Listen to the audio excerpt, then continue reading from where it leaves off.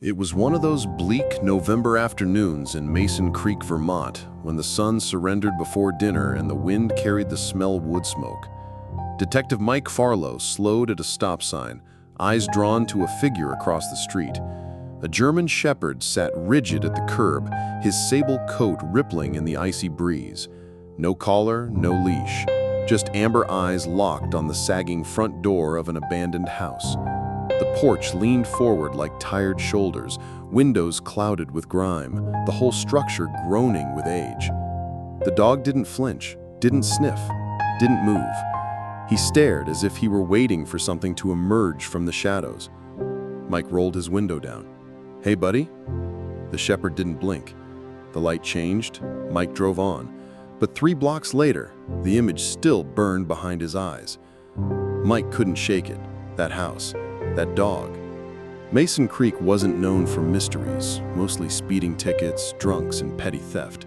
But the house looked wrong. Shingles curled like burned paper, shutters dangled by rusted hinges, weeds choking the yard until the pathway vanished. A sagging screen door creaked in the wind, slamming shut, then swinging open again like the house was breathing. It had been abandoned for decades, the kind of place kids dared each other to enter at midnight. But this wasn't about a haunted house. This was about the dog. The shepherd wasn't pacing or sniffing for food. He was rooted, ears forward, gaze unbreakable. Mike muttered to himself, "That's no straight posture." He'd worked with canines. He knew focus when he saw it. The misery clung to the place, but the dog seemed tied to it, like a guard or a witness. That night, Mike lay in bed, staring at the ceiling, replaying the shepherd's amber eyes. They weren't wild, they weren't lost, they were pleading, though the dog never moved. By morning, curiosity gnawed at him like hunger. He drove the same route, steering deliberately past the corner. And there he was, same spot, same posture, same eyes locked on the door of that rotting house. Mike parked this time, boots crunching on frosted leaves. "Where's your owner, pal?" he asked softly. The shepherd's head flicked, acknowledging the voice. Then his gaze snapped back to the house. Mike felt his chest tighten. There was something in that silence, something wrong. The dog wasn't guarding the house, he was guarding against it. A gust of wind rattled the broken shutter, slamming it like a warning shot. For the first time in years, Detective Mike Harlow felt unsettled. Mike brought it up at the precinct. Sergeant Laura Whitfield, 50, leaned back in her chair with that look she reserved for rookies and fools. "You're telling me a stray's staking out a haunted shack?" she scoffed, sipping her coffee. "We've checked that dump a dozen times. Nothing there but mildew." Mike shook his head. "You didn't see him. This isn't random." Officer Tony Briggs, 35, smirked.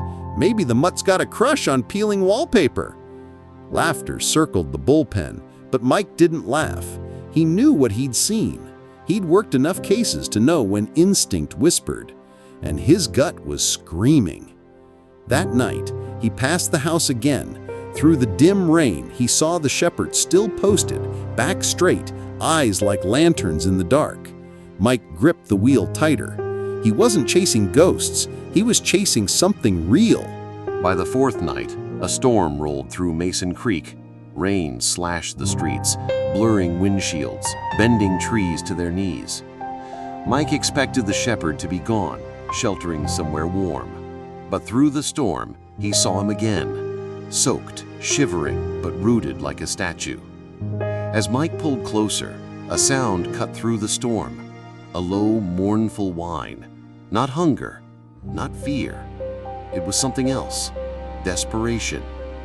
Mike stepped from his cruiser, rain plastering his jacket. The shepherd glanced at him once, then snapped his gaze back to the door. "What is it, boy?" Mike whispered. His boots sank in mud as he studied the rotting porch. And then, faint under the howl of the wind, Mike swore he heard it too. A sound not made by storms or animals. A muffled thud, followed by silence. His heart pounded. Something was inside. Next morning, the storm gone, frost crusted the grass like shattered glass. Mike swung by again. This time, the shepherd was not on the curb. He was at the gate. Front paws planted, body rigid, tail stiff, growl low in his throat. His eyes burned like fire as he pawed once at the ground, claws scraping concrete. Mike felt a chill that had nothing to do with the cold. "All right," he murmured, hand on his radio. The dog looked at him, then barked once, sharp, commanding, before darting to the front steps. He stopped at the door, nails tapping wood. Not restless, not aimless, deliberate. Sergeant Whitfield's voice replayed in his mind. Nothing there but mildew. But his gut screamed louder. The shepherd wasn't wrong. He was pointing, begging, demanding. Mike whispered, "Okay, buddy. Whatever's in there, you're not letting me walk away." That evening, Mike parked across the street, headlights off. He watched the house through fogging glass, notebook on his knee. The shepherd sat by the porch again, vigilant. For hours, nothing moved. Then, just as Mike considered leaving, a flicker. An upstairs curtain shifted. A shadow pulled back from the window. Mike's heart jolted. He blinked, staring hard, but the movement was gone. Stillness swallowed the house. The shepherd, however, rose instantly, body tense, a low growl vibrating in the air. Mike's hand hovered over his radio. He wanted backup, but how do you call in shadows? The misery of the house pressed in around him. His knuckles whitened on the wheel. He whispered into the empty car, "I saw you." And the shepherd, tail rigid, never broke his stare from that dark window. Whatever was inside had just blinked. At the precinct, Mike tried again. "There's movement in that house," he told Sergeant Whitfield. She shook her head. "You're seeing things. A draft moves curtains." Tony Briggs clapped him on the shoulder. "Next, you'll be telling me Bigfoot lives in the basement." The room chuckled, but Mike didn't laugh. "You didn't see the dog," he muttered. Later that night, he sat alone at his desk, the sound of rain still echoing in his ears. He thought about the shepherd, about the way he whined, about the eyes that didn't blink. Misery was everywhere in his thoughts. He'd been wrong before in cases, followed false instincts, but this felt different. He pressed his palms into his eyes. He could hear that muffled thud again, faint, replaying like a heartbeat. He whispered to himself, "You're not crazy, Harlow. You're not." 2 days later, the warrant still pending, Mike drove by again. The shepherd was waiting. This time, when Mike pulled over, the dog didn't just stare. He moved. Trotting stiffly to the door, Rex pressed his paw against the rotting wood. Tap, tap, nails against silence. Then he looked back at Mike. For the first time, Mike saw not just focus, but urgency. "You're trying to tell me something," he whispered. His breath fogged the air. The shepherd gave a soft whine, pawing harder now, tail rigid. Mike's throat tightened. He didn't believe in signs. He didn't believe in fate. But this was different. The misery clung to the animal as much as to the house. Mike radioed quietly, "Sergeant, file me a warrant for 119 Oak Street. Possible canine alert." His voice cracked on the last words, because deep down, he already knew. The warrant came late, too late for Mike's nerves. On the day it cleared, he pulled up with Tony Briggs by his side. The shepherd was waiting at the gate, tail stiff, amber eyes locked on them as if saying, "Finally." Mike grabbed the crowbar, heart pounding. "You ready?" he muttered. Tony smirked nervously. "For ghosts?" Mike ignored him. The lock on the door was brittle, splintering with a crack. The smell hit them first, rot, mildew, and something else, something metallic. The air that spilled out was colder than winter. The floor creaked as they stepped inside. Empty rooms, peeling wallpaper, dust thick on the floorboards. "Told you, just ghosts," Tony whispered. But Rex was already gone, nails clicking, tail rigid, vanishing down the hallway. Mike cursed under his breath, following.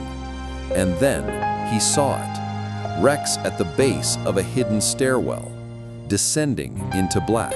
The stairwell was narrow, carved into rotted wood, the steps sagging under their weight. Each creak echoed like a scream swallowed by the house itself. Mike gripped his flashlight tight, the beam cutting into the dark like a blade. Rex descended first, muscles tense, head low, tail stiff. Tony muttered from behind. Place smells like a graveyard. The stench thickened, mildew, wet earth, and something metallic. The basement ceiling pressed low, pipes dripping rust-colored water. At the far wall stood a heavy metal door, its surface streaked with corrosion, a crude bolt across its frame. Rex growled deep in his chest, the sound vibrating in the hollow air. Mike pressed his palm to the bolt. Cold. "This isn't just an old house," he whispered. The misery was real, and something was waiting behind that door. Mike and Tony exchanged a look. The air was so heavy it seemed alive. "Crowbar," Mike said. Tony handed it over with shaking hands. The bolt resisted, groaned, then snapped with a metallic shriek that echoed through the basement. The door swung inward, and the stench hit them like a punch. Damp wood, stale sweat, and the faint copper tang of blood. Rex slipped through first, nails clicking softly, nose pressed to the floor. Mike's light swept across cracked concrete, walls lined with decaying plywood, a single rusted cot in the corner. Dust coated everything, except the chair. Its seat gleamed faintly, polished by use. "Someone's been here," Mike whispered. Then he saw it. Scratches etched into the wood by the cot. Not random gouges, tallies. Dozens of them, carved with desperation. His throat tightened. Children had been counting the days. Mike crouched, tracing his fingers over the etched lines. Some groups of 5, some scattered, messy. But they were tallies. Days, weeks, maybe months. And beneath them, carved deeper, one word: Mom. His chest burned. Tony shifted uneasily, muttering, "Jesus." Rex padded forward, nose pressed to the floorboards. He whined once, sharp, then scratched at a seam along the wall. Mike swung his light there. The concrete looked different, darker, rougher. "There's something behind this," Mike said. They hammered with the crowbar, splinters flying. Finally, the wall gave, opening into a crude tunnel dug into earth. Rex darted inside, tail rigid. Tony hesitated, eyes wide. "Mike, we shouldn't…" But Mike cut him off. "We already crossed that line." He followed Rex. Misery grew heavier with each step, pressing down like unseen hands. Something was buried here. The tunnel twisted into suffocating dark, beams of wood bracing damp earth. Their breaths puffed white, the air colder with every step. Mike's flashlight jittered over shoe prints pressed deep into mud. Small prints. Children's prints. Tony muttered curses under his breath, his voice cracking with every echo. Rex pushed forward relentlessly, growl low, tail stiff, ears sharp. At the tunnel's end stood another door, this one wooden, flimsy compared to the last, but with a latch worn smooth. Mike's heart hammered. From beyond, silence. Then, barely audible, something shifted. A muffled scrape. Rex stiffened, ears forward, body trembling with anticipation. Mike's throat went dry. His instincts screamed danger, but another sound bled through. Something fragile, human. A sob. He pressed a finger to his lips, signaling Tony. The misery wasn't imagination. It was breathing on the other side. Mike reached for the latch. It clicked softly, echoing in the tunnel like thunder. The door creaked inward. His flashlight cut into the room, bare walls, dirt floor, a broken chair in the corner, empty. For a heartbeat, silence pressed against his skull.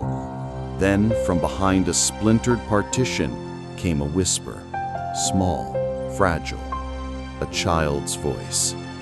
"Please." Mike froze. Rex whined. Stepping forward, ears pricked. Mike edged around the partition, beam trembling across the dirt. There, crouched in the corner, was a boy. Pale skin stretched over thin bones, tangled hair falling over his eyes. He couldn't have been more than 8. His arms hugged his knees to his chest, eyes wide with terror. He flinched from the light, gaze darting to Rex. The shepherd lowered himself, soft whine in his throat. The boy's lips trembled. "Don't leave me." Mike crouched slowly, lowering the light. "It's okay, kid. My name's Mike. We're here to help." The boy shook his head violently, tears streaking the grime on his face. He whispered again, voice ragged. "Don't leave. There's more." Mike's chest tightened. "More?" The boy swallowed, glancing toward the back wall. "So many more." Rex nudged closer, lowering himself to the dirt, tail wagging once, careful, inviting. The boy reached out, trembling, brushing his fingers over Rex's fur. For the first time, his shoulders eased, just slightly. "What's your name?" Mike asked softly. "Jake," the boy whispered. His voice cracked, but his eyes begged them to believe. Mike glanced at Tony, whose face was pale, jaw clenched. Tony muttered, "If there are more kids." His voice trailed off, because the weight of misery was finally real. Jake pointed, his tiny hand trembling. Mike followed his gaze toward another section of wall. It looked solid, but the plywood was newer, nailed carelessly. Rex growled low, pawing at the baseboard. Mike shoved the crowbar in, pried hard, wood splintering under the strain. The panel gave way, revealing a narrow passage. Cold, stale air rushed out, heavy with sweat and mildew. Flashlights cut through, beams landing on crude bunks stacked along the walls. Thin blankets, broken toys, and eyes. Dozens of eyes reflecting light back at them. Small faces peeked from under blankets, pale, hollow, silent. Tony choked out, "Oh God." His hand shook as he raised his flashlight higher, revealing them fully. 11 children, frozen in terror, too weak even to cry. The silence was worse than screams. Misery didn't echo, it suffocated. Mike's chest burned as he counted quickly. 11. Ages scattered, maybe 5 to 12. Not one made a sound. No cries, no gasps, only hollow stares. It was as though their voices had been stolen. Rex padded into the room slowly, tail low, ears relaxed. He sniffed each bed gently, his presence soft, deliberate. A girl clutched a ragged stuffed rabbit, eyes glued to Rex, but her lips never moved. Mike crouched low, voice steady though his throat shook. "You're safe now. We're here." No response, not even a blink. Tony whispered from behind him, "They don't talk anymore." Tony muttered, voice breaking, "We need backup, now." But before Mike could answer, a sound echoed. A door, slamming, deep, in the basement. The children flinched in unison. Rex's head snapped toward the dark. Someone else was here. The echo rolled through the tunnels, heavy, deliberate. Not the slam of an accident, but the warning of someone still inside. Mike's pulse roared in his ears. He grabbed his radio, voice sharp. "Unit requesting immediate backup at 119 Oak Street. Multiple miners located. Possible suspect on site." Static crackled, reply delayed. Tony herded children toward the passage, panic rising. "Mike, we've got to move." But Mike couldn't. Not yet. He crouched, whispering to Rex. The shepherd's hackles were raised, body trembling, a growl rising like thunder from his chest. The children's hollow eyes darted between Mike and the shadows, terror renewed. "Get them out," Mike ordered Tony. "Every single one. I'll hold here." Rex growled louder, his body shifting from gentle comfort to sharp readiness. Misery had a face now, and it was still in the dark. Tony moved quickly, urging the children through the narrow opening, Jake at the front. Mike crouched beside Rex, whispering, "All right, partner, it's just us now." Rex's amber eyes glowed in the beam of the flashlight, unblinking, locked on the darkness. Every instinct Mike had told him to retreat, but he couldn't. The boy's words rang in his ears. "There's more." The silence pressed heavier, broken only by dripping water and the soft shuffle of terrified children climbing toward the light. Mike steadied his weapon, heart pounding.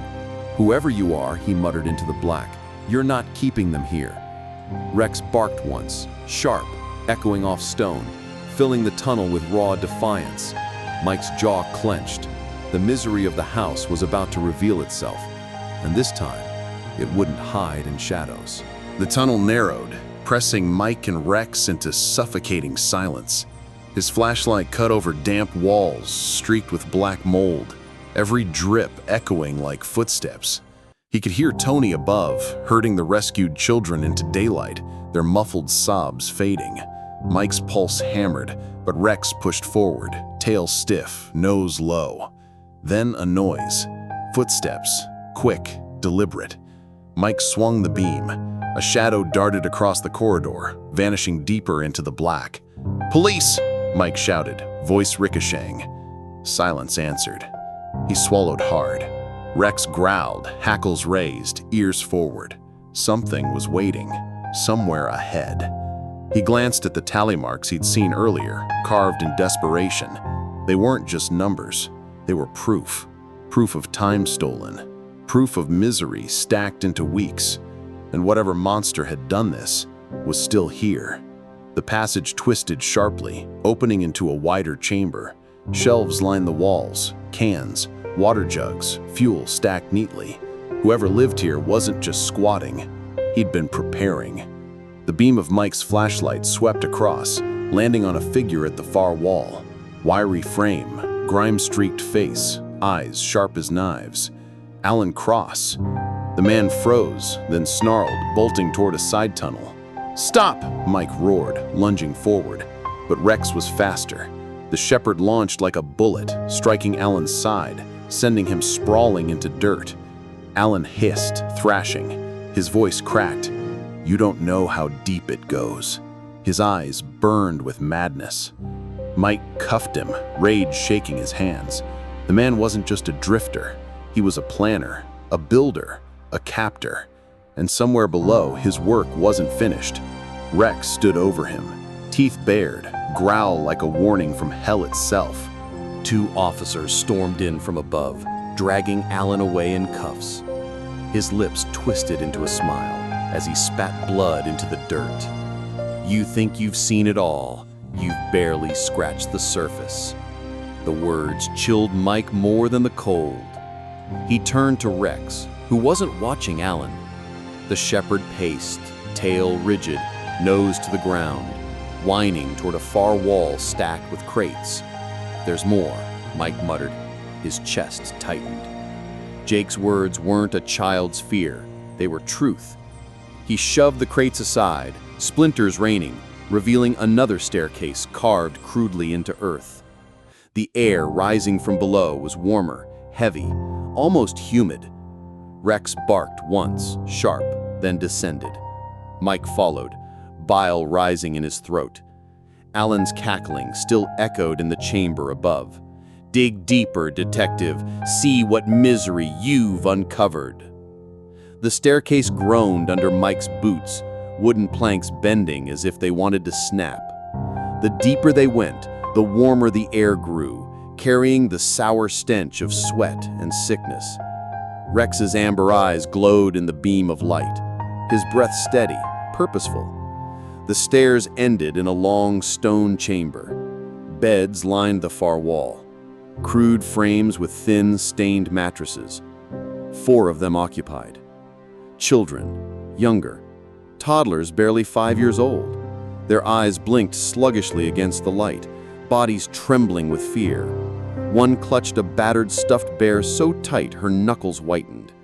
Another reached toward Rex, face somewhere between fear and wonder. Mike's throat closed. "It's okay. You're safe now," he whispered, though the words cracked. Rex moved forward gently, lowering himself to the ground. The toddlers shuffled closer, their silence louder than any scream. Mike keyed his radio. 4 more down here, ages 5 and under, requesting immediate evac. Static filled the silence before Tony's voice answered, shaky. "Copy. We're bringing them up." Mike stayed, crouched as Rex sniffed each child, tail wagging faintly, soft whines filling the stale air. One girl stretched a hand, touching his fur. For a heartbeat, her eyes lit with the faintest spark of hope. Mike forced a smile he didn't feel. Misery clung to these walls like mold. The air stank of lost time, of stolen childhoods. The children shuffled weakly toward the stairs, carried by trembling officers who arrived moments later. As they disappeared, the room fell silent again. Too silent. Mike scanned the far corner, beam landing on plywood, nailed haphazardly against stone. Rex stiffened, ears forward, growl rising low. Mike's stomach dropped. They weren't finished. The plywood panel flexed beneath Mike's crowbar, nails screeching as they tore free. Dust rained. Behind it, a narrow crawl space stretched low, forcing Mike to duck. The air rushing out was damp, rank with human breath. Rex squeezed inside first, crawling low, tail rigid. Mike followed, flashlight beams slicing across dirt walls. Scuff marks, footprints, small, too small. The tunnel ended at a door wedged shut by a metal rod. Mike worked it loose, the scrape echoing like screams. He pushed the door open slowly. His light fell on 6 more beds, lined against planked walls. In the center, a cluster of children sat in silence, eyes wide, pale faces staring. The oldest couldn't be more than 12, the youngest no older than 3. They clung to each other, terrified of the light itself. The silence broke Mike's chest. This was misery unchained. Mike knelt, lowering his voice. "Hey, my name's Mike. You're safe now." No one moved. The children's eyes darted between him and Rex. Then Rex padded forward, lowering himself until his chest touched the dirt, tail swaying gently. One girl crawled forward, trembling, pressing her tiny hand into his fur. The moment she did, the others followed. Small hands clutched his neck, buried in his coat. Mike swallowed hard. "We'll get you out." But then, a boy with dark hair and weary eyes spoke. His voice was cracked, barely more than a whisper. "There's another place." Mike's heart slammed. "Where?" The boy raised a shaking finger, pointing to a stack of boxes. Rex sniffed once, then barked sharply. Mike shoved the boxes aside. Behind them, a panel with a latch. Another passage. Another layer of misery waiting. The passage sloped downward, the air thick and humid, each breath like inhaling rot. Mike's flashlight revealed damp stone walls, water trickling through cracks, footprints pressed deep into mud. The tunnel opened into the largest chamber yet, and there, along the walls, huddled 9 more children. Blankets draped their small shoulders, cups of stale water in their hands. They flinched at the light, but one officer was already inside, whispering softly, coaxing them. Rex padded forward, sniffing gently, tail wagging low. A boy dropped his cracked toy truck and lunged at Rex, hugging his neck, sobbing silently. Mike keyed his radio. 9 more located. That's 23 total. His voice trembled. The number filled him with both relief and horror. Relief for finding them alive, horror for how close they'd stayed to being buried in the dark forever. The chambers emptied slowly. Officers carried limp bodies up narrow stairs, paramedics wrapping shivering children in blankets, pressing warm drinks into shaking hands. The night outside blazed with red and blue lights, neighbors gathering behind tape, pale faces frozen in disbelief. Mike emerged last, Rex at his side. On the curb, Jake clung to Rex's neck, whispering into his ear, "You saved us." The shepherd stood tall, amber eyes scanning the chaos, tail still stiff. Mike stared at the boarded windows of the house, misery still bleeding from its frame. Alan Cross sat cuffed in a cruiser, eyes hollow, smirking. Mike's fists clenched. He wanted to erase that smile. But the truth was simple. The house of screams had been broken open, and only a stray canine had the persistence to show them where to look. Hours later, silence returned to Mason Creek. The house stood gutted, boarded, a crime scene destined for demolition. But Mike stood across the street, coffee steaming in his hands, Rex at his side. His partner leaned against the cruiser. "You did good, Harlow." "He did better," Tony said, nodding toward the shepherd. Rex's scarred muzzle lifted toward the house one last time. Mike whispered, "It's over." But in his chest, he knew it wasn't. The screams, the tally marks, the hollow eyes, they would never leave him. Jake's voice echoed, "There's more." Mike knelt beside Rex, scratching his neck. "Not all heroes wear badges, huh?" Rex pressed his head into Mike's chest, silent, steadfast. And for a moment, Mike let the weight of misery rest on them both.